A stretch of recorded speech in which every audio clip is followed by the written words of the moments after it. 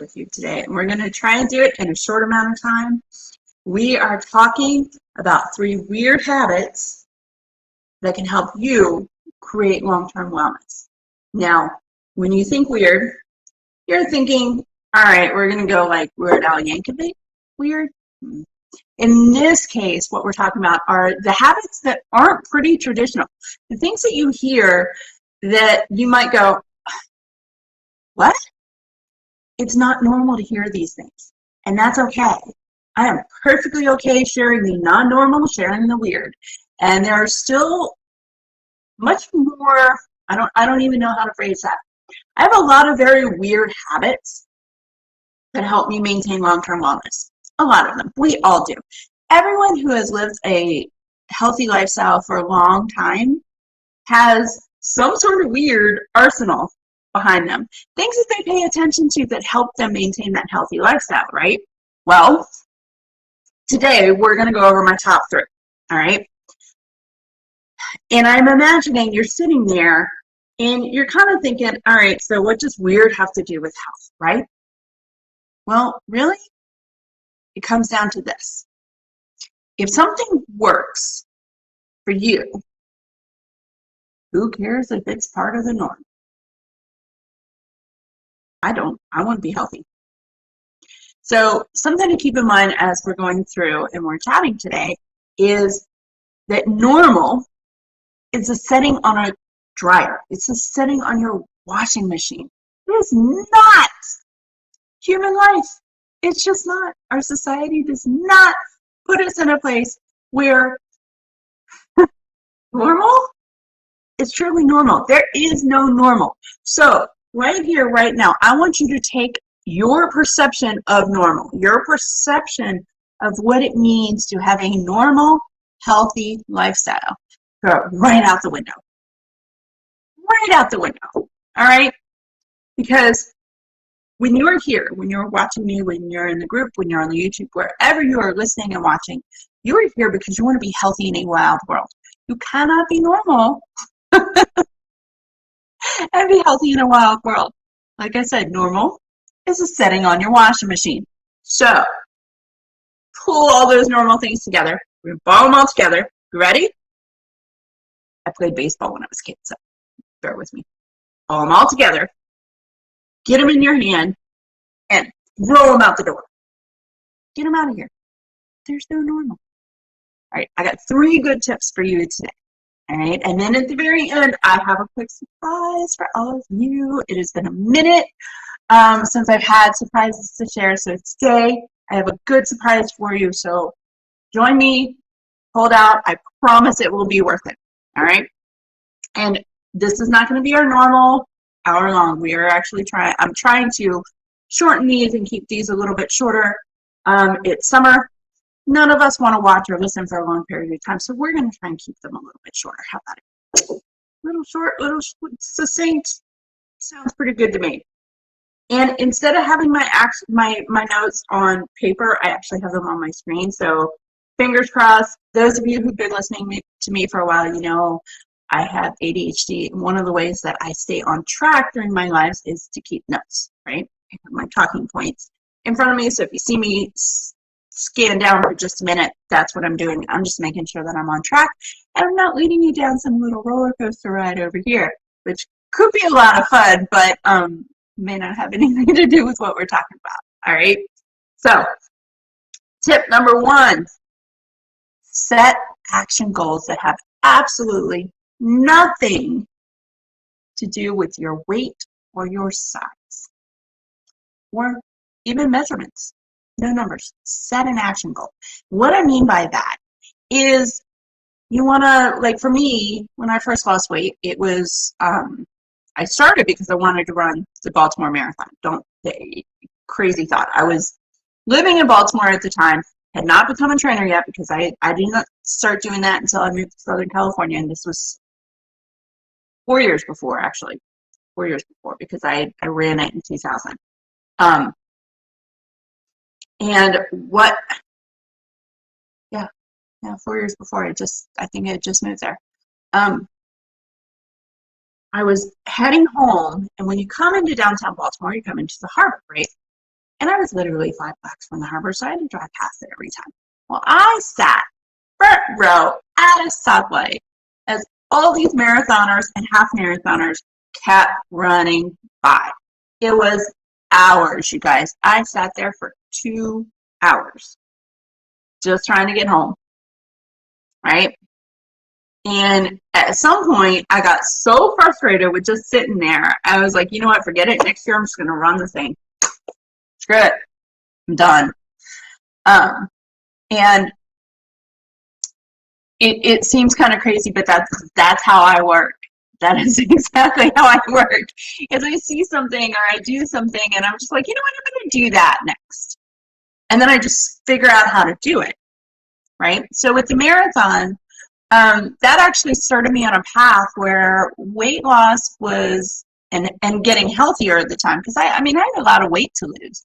And I was still yo-yoing. I mean, obviously, I ran the marathon the year after, and I lost maybe 30, 40 pounds, but then I put it back on, you know? So I was still yo-yoing. I hadn't gotten to the point where I was ready to get rid of all my weight yet.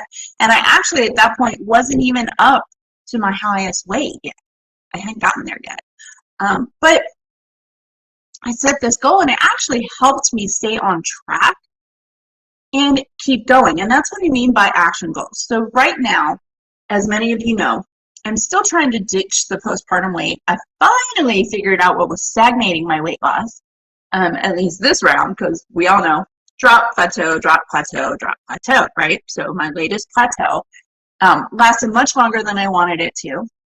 The weight loss is definitely coming off much slower than I ever wanted to, but probably genetics, that's just how it works for me. And, you know, patience is a virtue. The slower it comes off, the longer it will stay off. And since I am never getting pregnant again, even if I was 20, I would never get pregnant again, you guys. That was brutal. Then this plateau is the last one I'm going to have to deal with this on, at least in terms of postpartum, right? And with the latest, it was hypothyroidism, so fix that. And now the weight is slowly coming off again, right? Well, instead of focusing on, I want to get to X weight. I mean, I know I want to get there. I know where my happy weight is. I know what my happy size is. I want to get there. But focusing on those two things are going to frustrate the hell out of me. They are not going to motivate me. It's just not possible. Like that, I've been down that road several times in the past. It doesn't motivate me. So when I say set action goals, what I'm talking about is set a challenge for yourself. You want to maintain this healthy lifestyle. You're going through your first 3-week reset, 6-week reset, or you're doing a full 90-day transformation, right? 12-week transformation. Set something during those times. So for 3 weeks, you could actually do a 5K. You could set it up where, you know, you go and do bicep curls at a certain weight. And in 3 weeks, you want to increase that by 10% or 20%. Nothing more than 30%. That actually would be a little bit harmful to go 30% or above in 3 weeks, right? Depending on where you are. Some of you could actually double that depending on where you are and what you do in your life. So for those of us with kids that we pick up every day, all day, guess what? You could technically double that weight in 3 weeks. Whether it's squats, whether it's biceps, chest, push-ups, holding a plank. These are all physical representations, but you could do other things. You know, in 3 weeks, you want to figure out how to make a spinach salad that you actually like. It doesn't have to be physical. It has to be something that will motivate you, something that will get your gears going, to light the fire and that flame every single day. Because I can give you tip after tip after tip, but if the things that you do at home don't light your butt on fire, you can't do anything. So set an actionable goal that does not have anything to do with your weight, with your measurements, or with your size. No calorie counting either, by the way. All right, so now let's move on to number 2, because I could go down a rabbit hole about those action steps, you guys. Number 2 is to eat at least one good, solid, healthy meal a day. I get it. I can hear you in my head right now going, what? Hear me out. If you have one good, healthy, solid meal, and I'm talking you eat your vegetables, you have fruit, you have solid protein, either from plants or from animal products. You are well hydrated during that meal. Then your body will help you throughout the rest of the day. When I was training, and actually even before that, things that I should have done. So I actually started out an event planner for the federal government. I would every year and a half, we had a big international conference, and I was in charge of banquets and things like that. I traveled all over the country. It was awesome. It was a great job to have in my 20s because I got to see a lot of this country. It was so cool. I got shoes from everywhere too, by the way. It was great. But I really only ate, like sat down and physically ate and enjoyed one meal a day.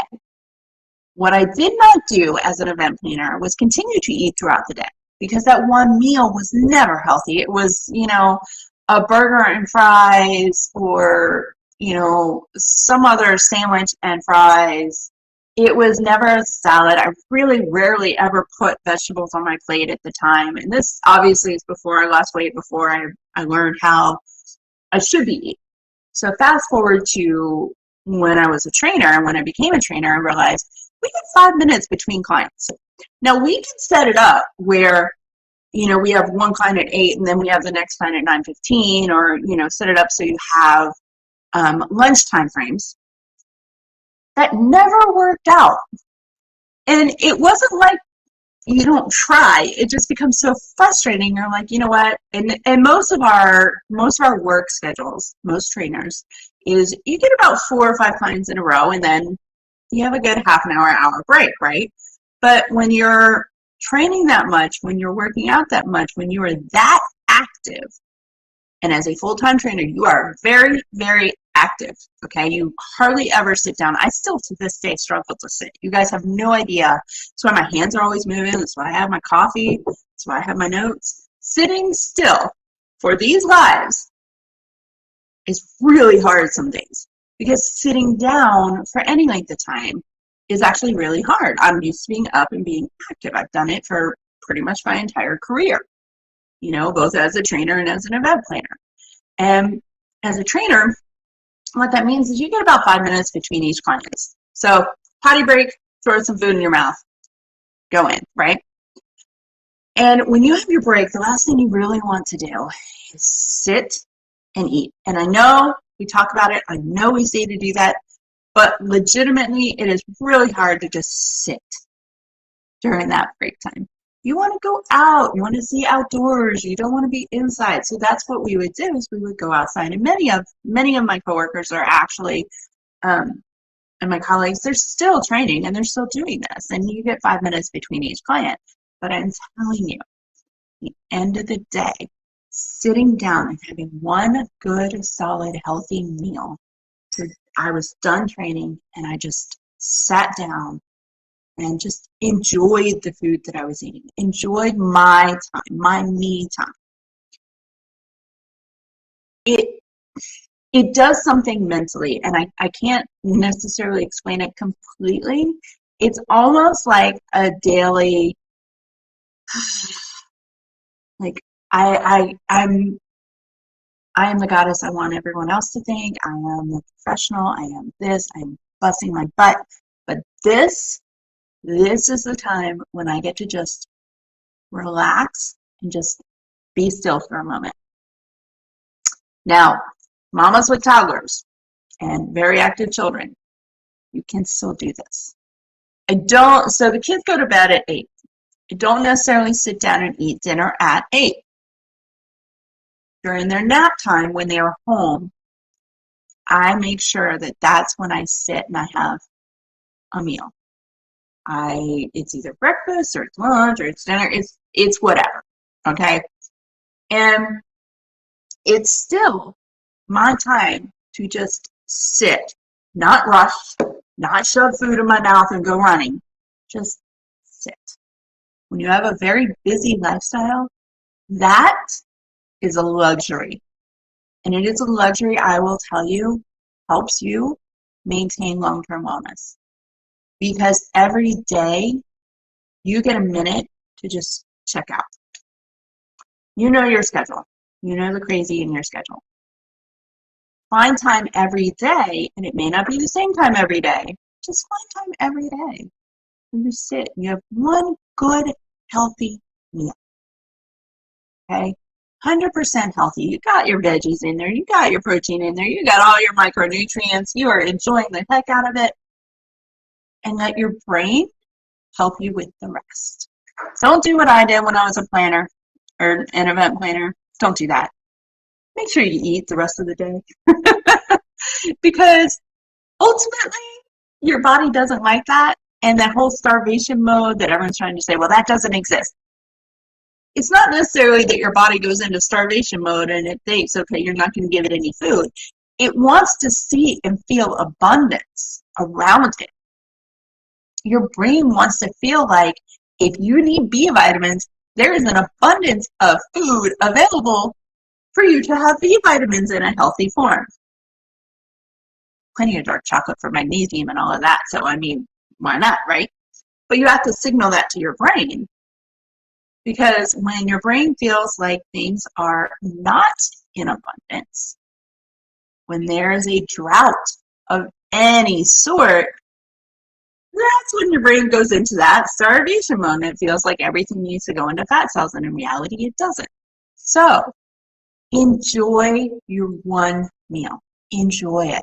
If it ends up 2 and 3 meals, by all means, fist bump, blow it up, dude. Because if you can get more than one good healthy meal in a day, you are winning for that day. Like gold star winning for that day.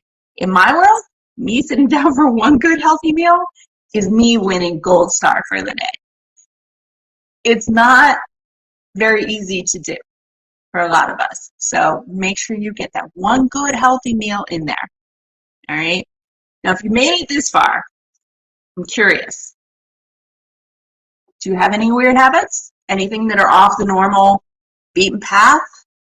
Something that you do or something that you've been taught that help you stay healthy and have helped you maintain or at least start to establish long-term wellness habits? If so, comment below. Give me a little weird or weirdo. Give me a little weird and share what your tip is. I want to hear it. All right. Now, that brings us to our very final tip. And I get it. You guys are going to be like, oh my God, this is like not as weird as she thinks it is. I told you at the beginning, we're going off the beaten path. We took normal out the window. Everything outside of that is weird and unique, and that's where I live.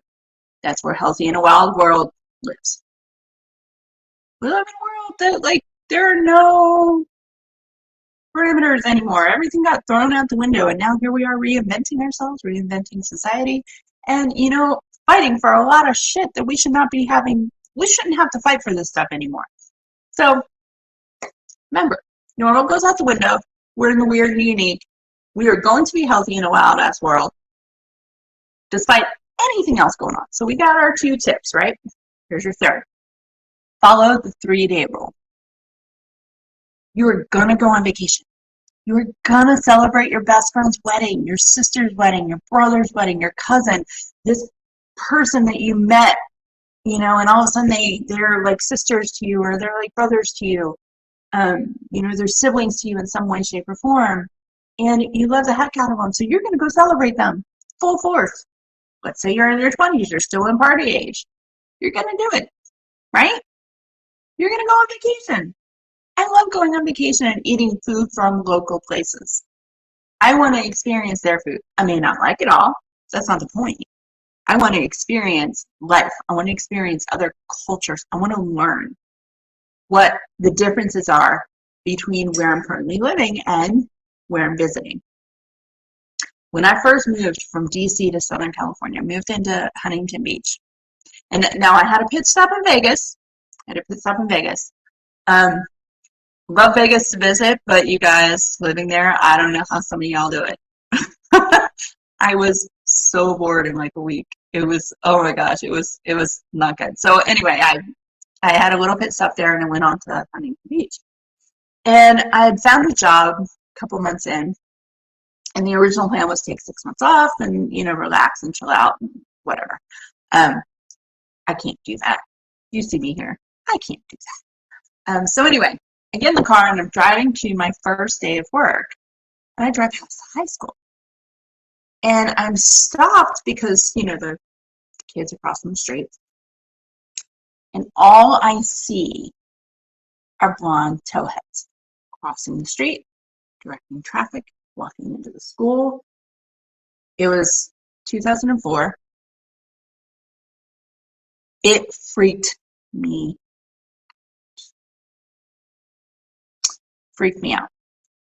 But that was just one indication of the difference in culture. Now, granted, what I saw was very unique out there. That is not how it is. Do not get me wrong. Don't come at me and go, oh my God, how can you bash this? Oh no, I had so much fun out there because the culture in Southern California was much different than anywhere else. And even the culture in Orange County versus LA County and San Diego, so much different. It was such an adventure. Here in Texas, it's an adventure for me. I love it, right? But when I go on vacation now, and I'm not just living there, I follow the 3-day rule. Here's the 3-day rule. Whatever you do, whenever you go off your normal habits, right, and you are partying it up, you're enjoying celebrations, you're letting everything go, and you're just eating however you want to eat, do not do that for more than 72 hours. 3 days, you guys. Here's why. Within that 3-day time frame, yes, you will feel it. Yeah, you might be bloated. Your body has a greater chance to return to its normal healthy habits without a beat, without even blinking an eye, if you don't go past those 3 days, okay? Go party it up. Have fun. Now, for those of you who like to party it up every weekend, that's not necessarily how this works, okay? If you're going to do that, you really want to keep it to 1 to 2 days, and here's why. If it's a regular thing, if your body feels that this is a habit, then that information that it's put on at the end of the weekend, after 3 days of partying, and then now you're coming back, it feels like you need that, which is why you keep trying to put it back on. The good rule of thumb is follow the 3-day rule and do not make it a habit. Don't make it every weekend. Okay, maybe every other weekend, or you go out partying for Friday and Sunday, not Saturday. Do you know what I'm saying? And I know Thursday, Friday, Saturday, they're big party days. You could even go Thursday, go out on Friday, and then Saturday. If you decide and opt to party it up for all 3 days, just know that during those other 5 days, you really have to be on point with your diet and with your activity. Okay?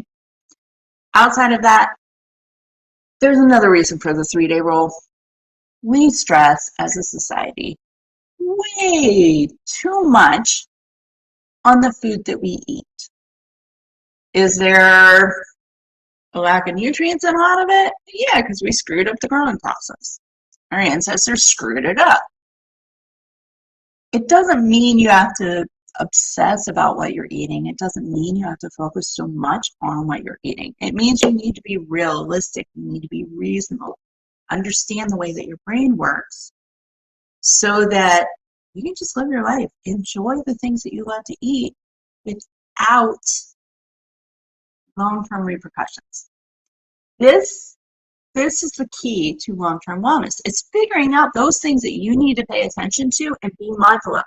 Not like keep a list, keep a running list, and that running list needs to be checked off every single day. No. Be mindful. Okay? That's it. You want to be mindful. Stop stressing over it. Go celebrate. The only reason this would not apply is if you're in an elimination diet.